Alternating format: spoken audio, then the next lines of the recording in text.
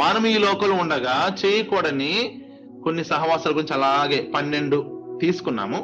దాన్ని చూసుకుంటూ వెళ్ళిపోదాం. ఓకే, సో మీరు అలా చక్కగా రాసుకోండి.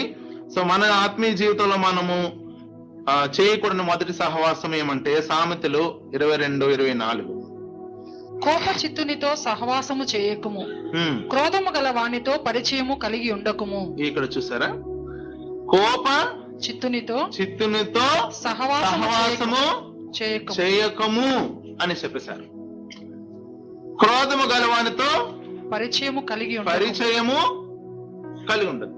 అంటే మనము ఎవరికైతే ఎక్కువ కోపం ఉంటుందో వాళ్ళతో మనం ఏం చేయకూడదు, సహవాసము చేయకూడదు. చేస్తే ఏమన్నా అవుతుందా? బాగా కోపం ఉన్న వాళ్ళతో మనం తిరిగి వాళ్ళతో మనం నివసిస్తే మనకేమైనా నష్టమా? బాగా కోపం ఉన్న వాళ్ళతో తిరిగితే మనకేమి ప్రాబ్లం?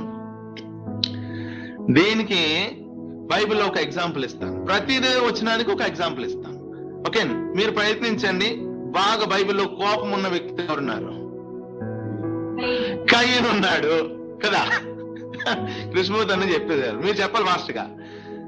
కయీను ఏం చేశాడు? కోపంతో నిండిపోయి తన సహోదరుని ఏం చేశాడు కదా. సో కోపం ఉన్న వాళ్ళతో మనం ఏం చేయకూడదు, సహవాసము చేయకూడదు. తర్వాత ఇంకెవరు?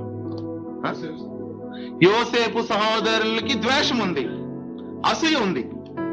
కోపం కాదు, అది ఒక జెలసీ, అసూయ ఉంది. ఇంకా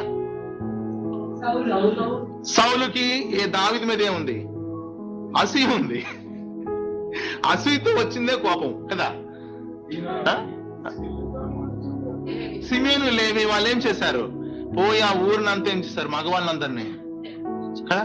సో కోపం ఉంటే ఏం చేస్తారు? కొడతారు, చంపుతారు కదా, డ్రమ్ముల్లో పెడతా ఉంటారు. ఈ రోజుల్లో కోపం వస్తే ఏం చేస్తున్నారు? భార్యలు ఏముంది, భర్తలు ఏం చేస్తున్నారు? కోపముతో మనిషిని చంపి కుక్కర్లో పెట్టి ఉడికించి ఏం చేస్తున్నారు?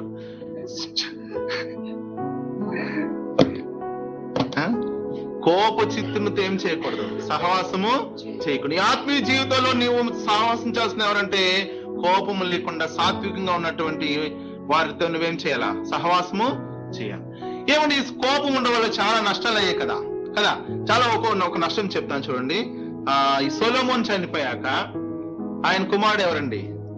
రెహబాము కదా.